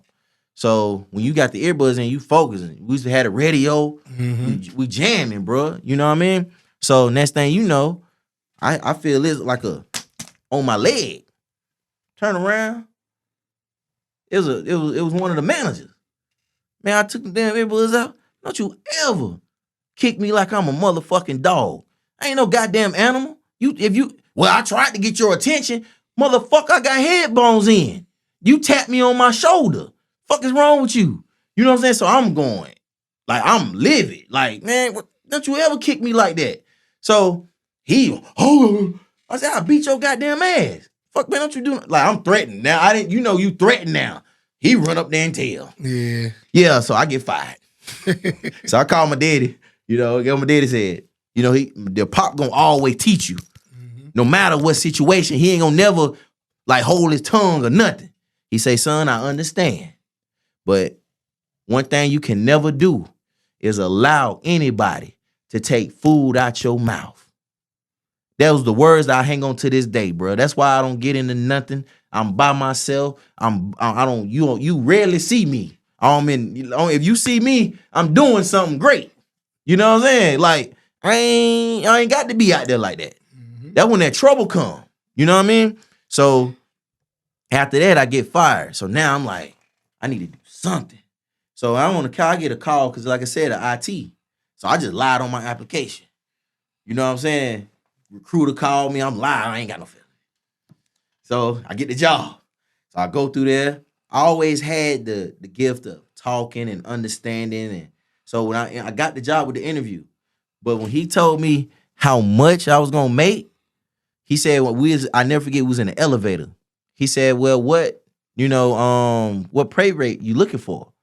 So in my mind, I guess I was taking too long because I'm thinking like 15. Yeah, I ain't been in the IT world, so I don't know. So I guess I was he said, how is $45 an hour saying? So I'm like, and now I had to keep my cool, but I'm talking like hell in my head. $45? It's me. $45. Goddamn, hell yeah. I want them on the job. So, but I'm like this. And when you looking at me, oh, yeah, that's good. I think that's a reasonable number, sir. Okay, check on it. Mm-hmm. So, bro, I got a job. I'm working at LPL Financial. Mm-hmm. Yeah, I'm the IT guy up there. Now, I'm up there having fun. You know what I'm saying? I'm making 45, 25. Now, it was like 3,000, 3,200 every 2 weeks.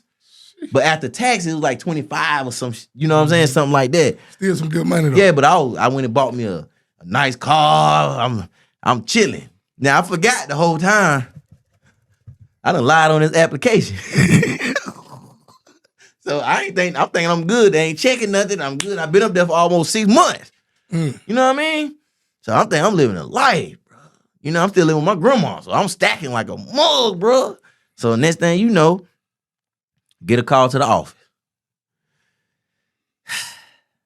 Jadario, we did a background check on you.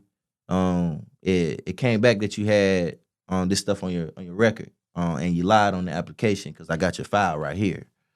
And in that office, brother, I think that was the most vulnerable I've ever been and felt, because I felt like my life had just got snatched away from me.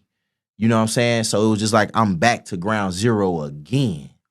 So now the money that I got saved up, well, I'm going to take that back. I'm stacking, but I'm spending because I'm having fun. So I didn't have the money that I should have had them 6 months because, like I said, I wasn't even thinking I lied on the application. So I should have just, if you know you lie, you should be stack saving every dollar because you know it's going to come to the end. Yeah. All right, so I didn't understand that at the time. So I got fired, bro. Next thing you know, I'm sitting there. I'm like, then when I'm walking out, the guy was like, man, you cool, bro. Take my number. Boom, boom, boom. So we always stayed in contact. So he was a white dude, bro. He said, man, listen, I need you to cut my hair. Now, that's the true. I always tell that generic version, but this the true story of how that really happened. You know what I'm saying? So, because I was kind of afraid of letting people know that I've been locked up. So I want to, you know what I'm saying, be this outstanding gentleman that I am. But, you know, the truth is the truth, bro. You can't run from that. And it's your story. That's who you and are. It's what made you who you are today. Right. So we always kept in contact. So he called me. He was like, bro, I know you cut hair. My whatchamacallit is not available. My barber not available. Can you cut my hair? Bro, I cut his hair, bro. And that was it. That's when I was with my fiance now. I mean, my girl at the time, Raven. So I went home, came home. No, I wasn't with Raven yet. So I was living with my cousins now. So I go home. I was telling my cousin them, boom, man, I think I'm gonna cut hair, bro. He said, yeah, do that, cuz. Yeah, cut hair, bro. You nice with them jumps, bro. I say, bet. So next thing you know, but it wasn't working like I thought it would. So my dad knew somebody and went and got me a job.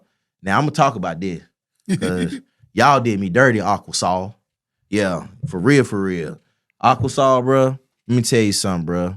When I go, my dad got me the job, bro. Now that's a chemical plant. So they was paying $30 an hour. So I'm like, okay, I'm gonna do this. I'm gonna follow direction. I'm gonna work hard. It's $30 an hour. You know what I'm saying? Ain't nobody make $30 an hour. You know what I mean? So I'm like, shoot, this is my job. This is gonna be my life. You know what I'm saying? So because I was at that point in my life, like, man, I need to do something. So when I got that opportunity, bro, I never forget it. I went outside, bro. It was lunchtime. They got picnic tables outside. I go outside. I eat at the picnic. I walk across QT, buy me something to eat, come back, eat it at up under the tree, just chilling, watching a little thing on my phone, bro. Next thing you know, I'm finishing up, getting ready to walk back in. One of the black guys was like, next time, bro, just eating here with us. So I was like, all right, bet. So when I'm walking in, getting ready to go to my job that I was assigned to, the big boss came in. And I wish I remembered your name, bro. But, cause, bro, word, bro. I promise you, bro. So next thing you know, like I said, I'm in the mindset of thinking like, this is it for me. So I'm about to do everything right. So he's told the big boss come to me and say, hey, you can't eat outside. So in my mind, I was just like, okay, I didn't know that. So can I get the handbook so I can read because I didn't get a handbook yet, so I can study it, so I can know what I can and cannot do. He was like, yeah, I get it to you at the end of the day. So, bro, I'm in there killing it. Bro, I'm happy. I'm in there throwing, I always been, so they always, for some reason, at these warehouses, bro, which is a plantation, they put me where the heavy stuff was. So I was throwing them bags all over. I was just doing everything. So at the end of the day, I left, got in the car. My dad came and picked me up. I get a phone call from what do you call it, bro? From the temp agency. She said, hey, your service is no longer needed. I said, my service is no longer needed. Why? What's going on? He said that you're going to be trouble and that you talk too much. I said, talk too much? The only thing I did was ask him for the handbook. So my dad, when I got off the phone, I was really like kind of confused. I was like, all right, bet, cool. So next thing you know, she say, my dad was like, hey, son, what it is, son, you ain't no good old boy. You know what I'm saying? So he was like, you never gonna fit in at a job, son, because you not a good old boy. Them, it's like it's no rule. The reason why he fired you, because you wasn't going by, he thought you was being an asshole by asking what a handbook was, because that rule that you can't eat outside is not in the handbook. So you basically, he looked at it like you called him out. So he had to get rid of you because you was smart. You weren't gonna buy by the rules. Problem, yeah. Right. So, but I wasn't even trying to.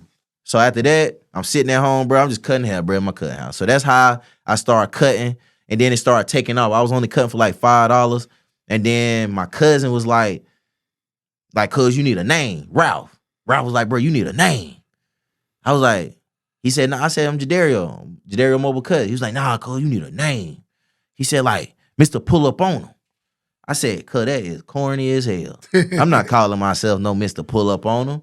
Then I sat back. It was like, bro, we both had an epiphany, bro, because it was like, I said, no, bro, Mr. Pull Up. Yeah. And he looked at me, he said, that's it, cuz. Like, we in the car. That's it, cuz. So next thing you know, I started calling myself Mr. Pull Up, bro. And now I done built it to the point where that's all people know me by.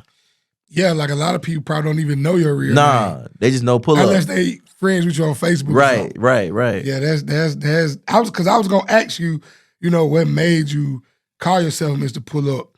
But with that being said, what make you, like to do it mobile versus having a shop? The reason why I like to do it that way is because I'm free. So I always been a free-minded person. Like I said, go back to my upbringing. I'm a country boy, run through the woods. And I'm going to tell y'all something about y'all young kids. Y'all don't know nothing about them rock fights. When you get hit in the shin, the stomach, the head with a rock, bro, they're going to toughen you up. Y'all don't know them little kids, soft-ass kids in the house. Get them, let them play outside and throw rocks at each other, So I was a little wild, you know what I'm saying? So I always beat to my own drum, bro. Mm-hmm. You know what I'm saying? So I never like to be confined. And then when I am confined, I didn't like the environment I was in because I never really got along with dudes. And the reason be because I wouldn't tolerate certain things from a dude. Like even in the shop, I'm looking, like you said, I always had a business mindset. So I'm looking at things in a business mindset. When them boys is just looking, I'm just cutting hair. No, this is not my stop. You know what I'm saying? This ain't it for me. Nardo, thank you for helping me get my license too. So I'm in Nardo shop. You know what I'm saying? So next thing you know, bro, it was just I knew like it was just one incident, bro. So say for instance, I click when people leave lights on. Nardo had a rule that you couldn't leave the lights on. So I always been the first one in and the last one out. So I go around and cut everybody else stuff off because they forgot because they ready to get up out of there. So next thing you know, bro, I forgot to turn mine off. So one of the people came up and was just like, hey, I need to talk to you. I'm like, all right. So I ain't thinking nothing about it. I bet I'll hit you up. I'm cutting. So I always had back-to-back clients. So I didn't really have time. So he came back over and was like, yo, I need to talk to you. If you got a minute, I can just talk to you now. When you leave the shop, turn your light off. And I I said, man, if you don't get the fuck out my face, bro, everybody leave they on, bro. We men in here. Just turn my shit off. Don't be coming at me like you the police or like you trying to check me or something, bro. Especially when I turn everybody else Yeah, off. bro. I turn, bro. No, don't leave me alone, bro. And I'm cussing from a client. I done blanked on him. You know what I'm saying? Cause I'm like, bro, you better leave me alone, bro. If I beat your ass, bro, like leave me alone, bro. Like you acting like a bitch. Yeah. You know what I'm saying? Like we men in this shop, bro. Yeah. Like so, at the end of the day, bro, I was just, you know what I mean? Like I learned right there, bro. I can't hang around niggas like that. Yeah. I just can't. And that's why I'm always by myself. Not saying that I'm better than anybody. But you just know what you can tolerate. I know what I can tolerate and I know what certain dudes can tolerate because when they're around me, I'm different. Just like, bro, I had you laughing. You been around me for almost an hour before we set up. Yeah. Bro, you forgot how I was because you ain't been around me in a minute. You been laughing at me. I'm just different. Yeah. So certain guys, they can't handle how I move. So they get jealous instantly. So how do you respond to other barbers that says that, oh, you're not a real barber because you're not in the shop? Oh, I'm gonna tell y'all something. To every barber that has ever said that about me, man, thank you, man. I appreciate you. Because I'm gonna tell you I ain't gonna say no name, but I know you know what I mean? That's what motivate me, bro. You know what I'm saying? But this is my question though. Because what does a shop versus you being mobile have to do with your talent? it don't. Exactly. So that's why I didn't never understand why y'all hating on me. Because what it was, so if y'all remember that thing called back in the day, I read a book when I was locked up called Rat Race. We are in rat races. You get what I'm saying? So everybody is in a race, but the same. But if I'm doing something different, you get what I'm saying? It's a problem because they not doing it. Yeah. And I feel like a lot of guys, you know, when they can't figure out how you doing it, it turns into jealousy. Because, you know, like you spoke earlier, being confined in a space, you kind of don't got no freedom. Right. The way you do it, you make your own schedule. Right. You move how you want to move.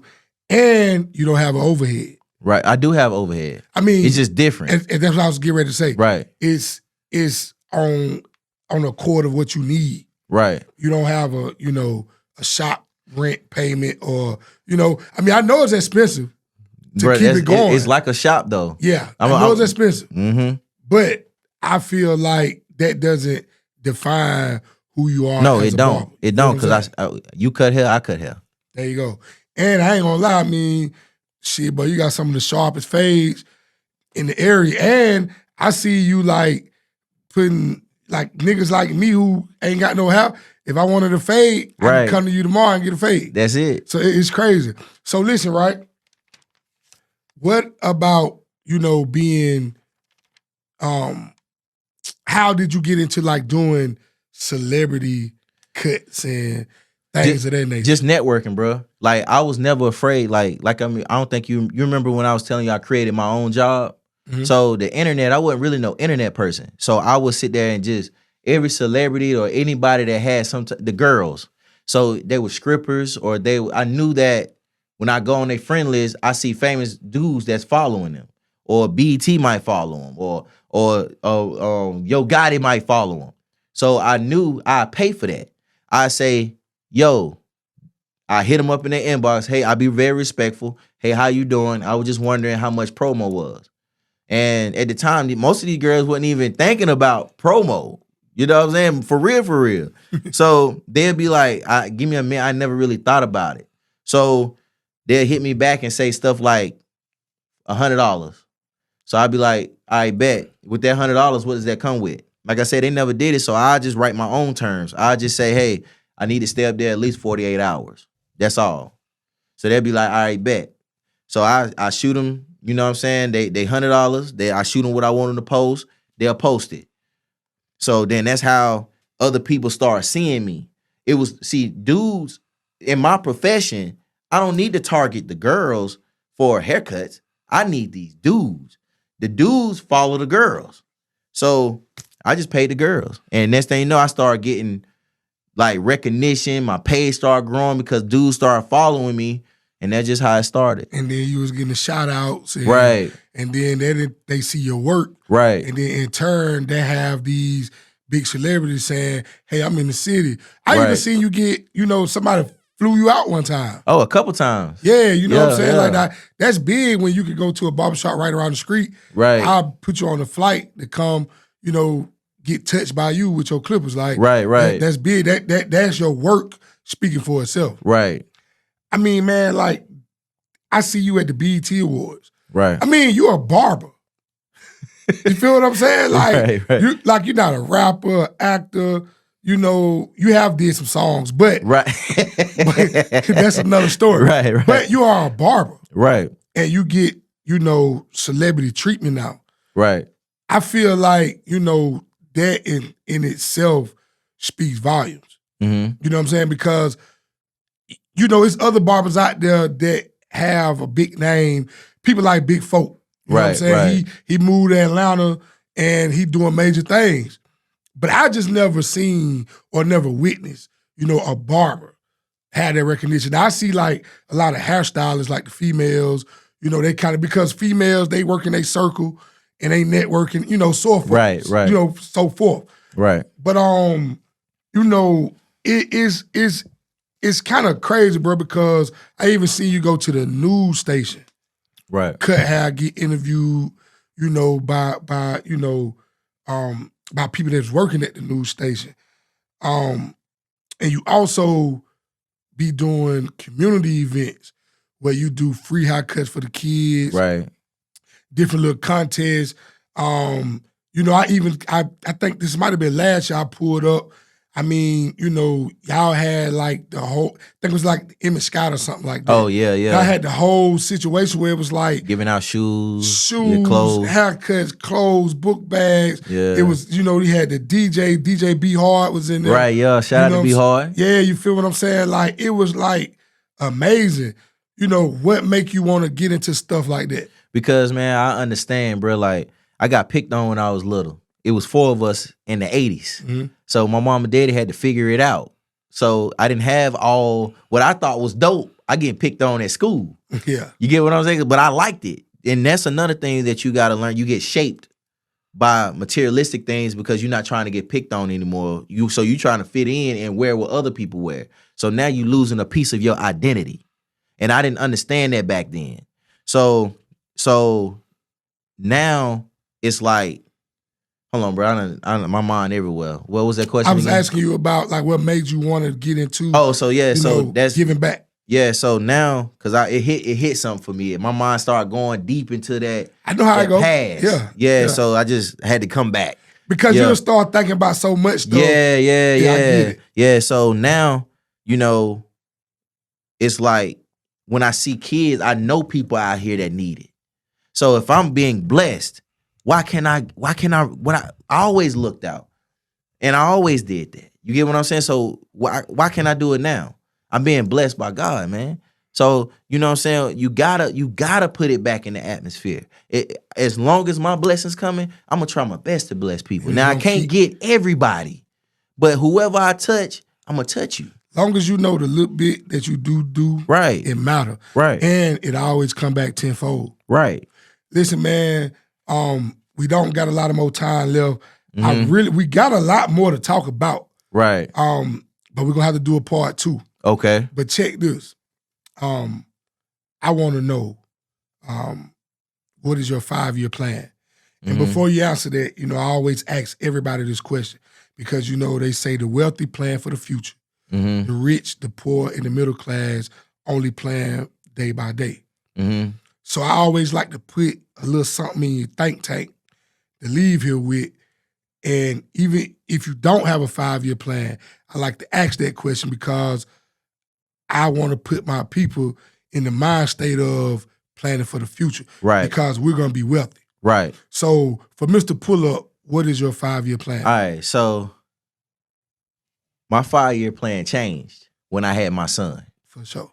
So I'm thinking, boom, boom, boom. But then when you have your own little one, I done found myself slowing down and putting my haircuts in different priorities or starting at this time because I want to be there when he wake up every morning.